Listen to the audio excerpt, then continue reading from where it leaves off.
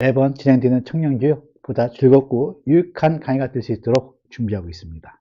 저는 국제청년 아카데미 원장이고요. 국민권익위원회에 등록된 청년 전문 강사입니다. 좋은 규정이 있다 하더라도 우리가 제대로 실천하지 않으면 그 규정은 무용지물이라는 것이죠. 가장 중요한 부분은 실천, 청년 실천이라고 이야기합니다. 자, 여러분, 청바지라고 이야기 좀 들어보셨을까요? 무슨 이야기입니까? 우리 40, 50대 중장년층이 가장 많이 외치는 건배사가 청바지라고 이야기하더라고요. 자, 무슨 의미입니까? 그렇습니다.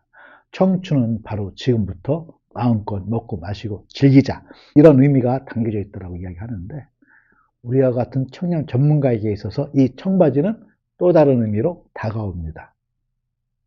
무슨 이야기죠? 네, 그렇습니다. 청렴 실천은 바로 지금부터 청렴에 대한 실천도 강조하면서 실천뿐만이 아니라 타이밍, 이 타이밍을 매우 강조한다는 거예요.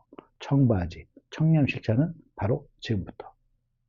이 지금이라고 하는 부분은 과거와 미래를 연결시켜주는 중요한 연결점이 되기도 하지만, 우리 반부패 청렴의 역사 속에서는 부패에서 청렴으로 연결시키는 중요한 전환점이 되기도 합니다. 가요의 역사 속에서도 부정행위를 저질러 놓고 지금부터 뭔가 변화하면서 반성하는 모습을 그린 노래가 하나 있습니다. 혹시 연결된 노래 있을까요? 1985년, 지금부터 벌써 2년 전이 됐네요. 그때 발표되었던 노래, 지금이라고 하는 노래입니다. 화면에 나오고 있는 이 유명 가수에 대해서 누군지 아시겠습니까? 네, 그렇습니다. 저는 이 유명 가수의 이름을 대진 않겠습니다. 왜냐하면 이 유명 가수의 경우 그 당시 부정행위를 저질렀습니다.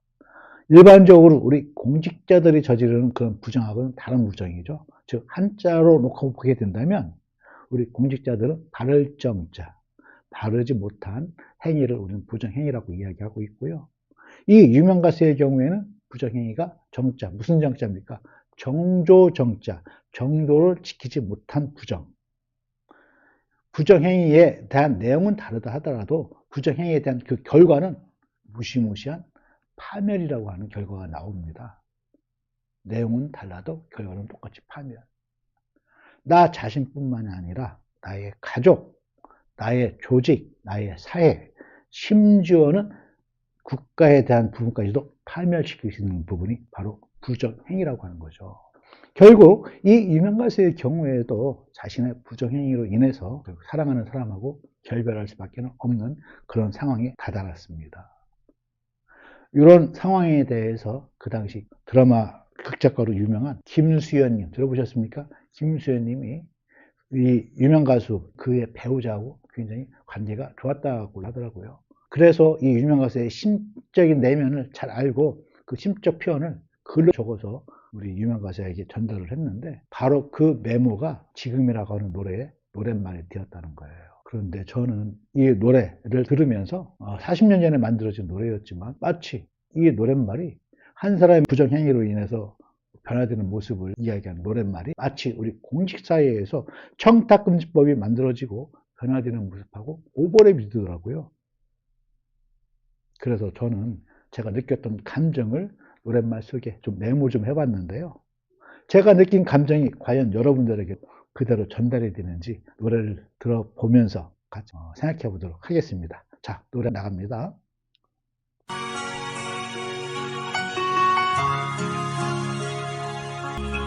지금 우린 그 옛날의 우리가 아닌 걸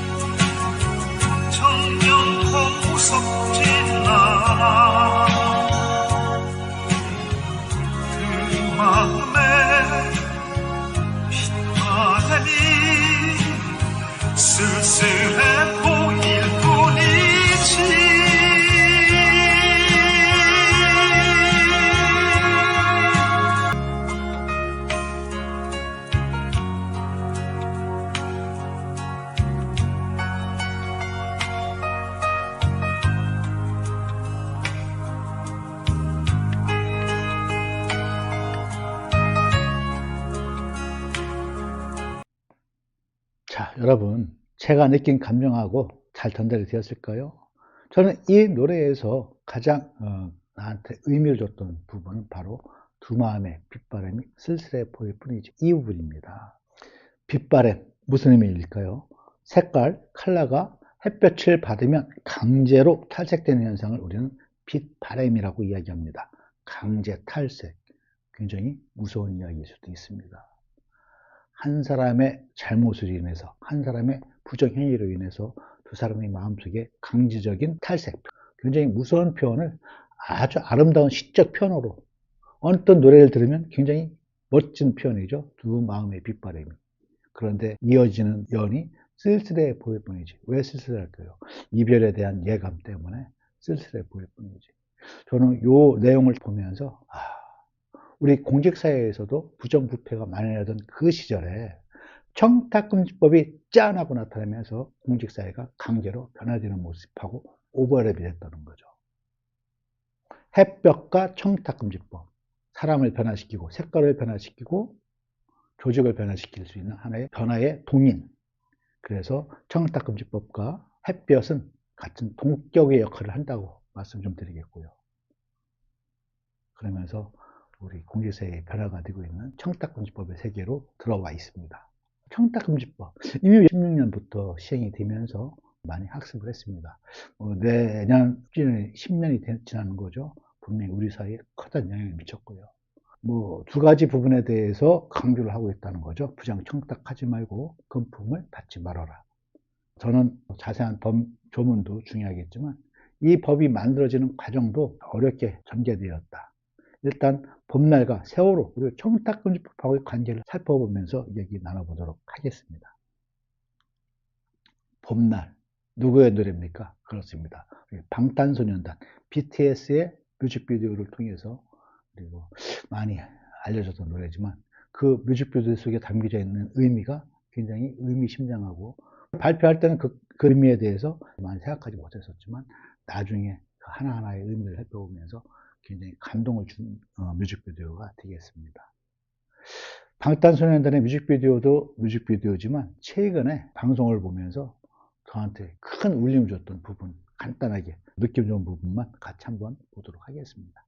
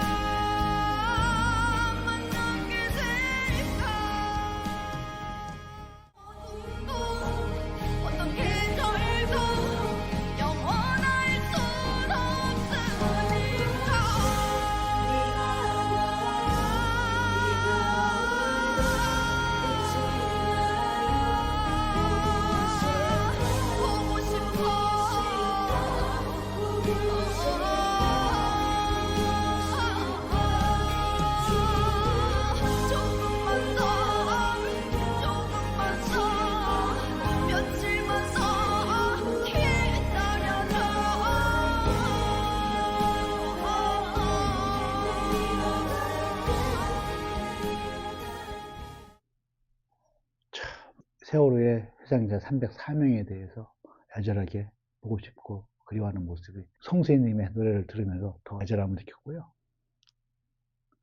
봄날과 세월호의 관계에 대한 부분은 뮤직비디오를 발표할 때까지는 사람들이 그 연관성을 찾지 못했었지만 시간이 흐르면서 BTS의 팬들이 하나하나 장면들을 연결시키고 찾아낸 부분들입니다. 지금 4가지의 캡처한 부분이 나와 있는데요. 하나가 시계가 나와 있죠. 시계 9시 35분. 그리고 운동화 하나를 사주지 못한 그 희생자의 부모님의 마음, 그리고 세탁기 속에 붙여져 있는 메모가 Don't forget이라고 해서 우리 기억하자, 잊지 말자라고 하는 그런 메시지도 담겨져 있고요. 나무에 걸려있는 노란 리본까지도 다 이렇게 의미를 부여했던 뮤직비디오가 되겠습니다. 자, 그런 느낌들을 한번 찾아보시기 바랍니다.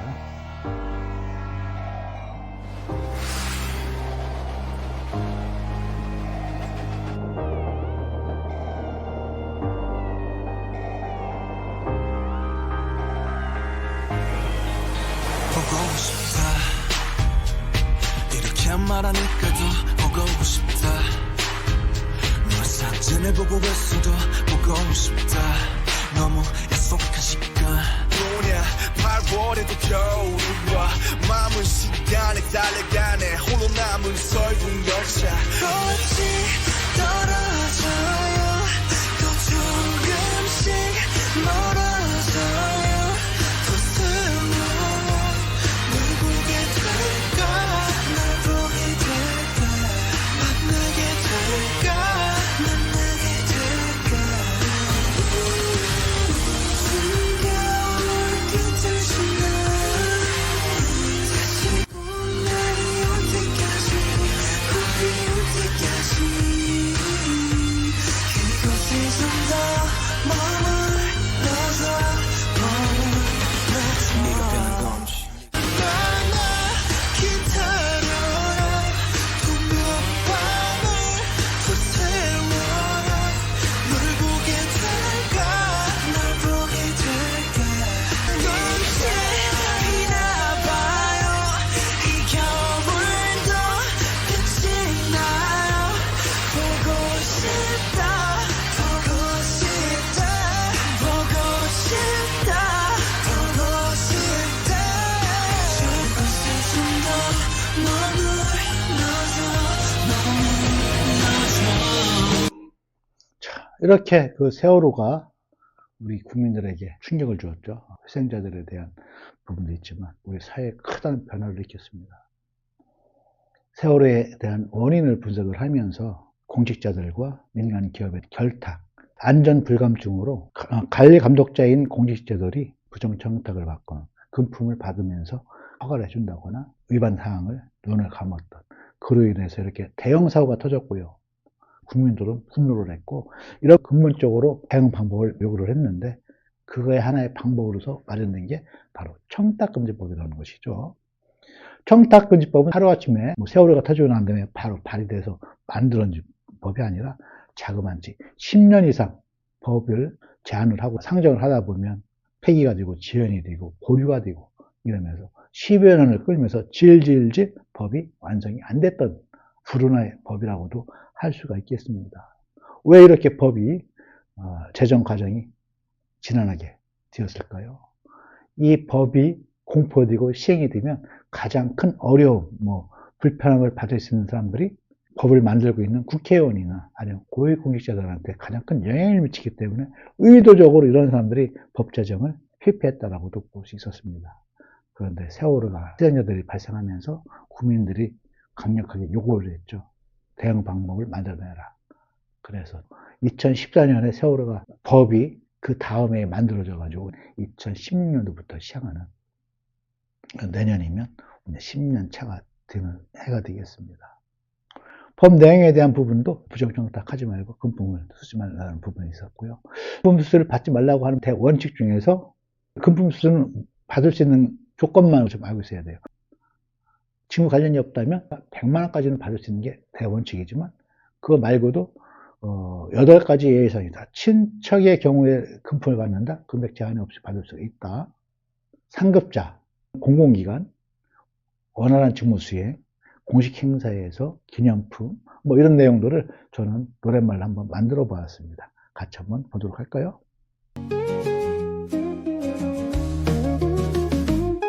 공공기관이 건네준 번호 산등산 급자가 격려하며 준 거라면 그 원하던 직무사 교회에 부조 오케이 5만 초과하면 달려가 멈췄어야 조사적 거래 채무이행 그것은 정당한 권은 달려라 청렴 카우보이법으로 열린 좁은 문 8가지 예외빛 개슴에 담고 통과 험이 아니면 통과 넘치면 스톱 바로 되돌려줘 아이발 넘치면 스톱 바로 되돌려줘 달려라 친족들이 걷는 따뜻한 그 마음 친족 사이 정은 법도 품어주네 산조와 친목회 오래된 그 모회 빗속 주는 격려 걱정할 필요 없죠 달려라 청렴 카우보이 법으로 열린 좁은 문 8가지 예외빛 가슴에 담고 통과 범위 아니면 통과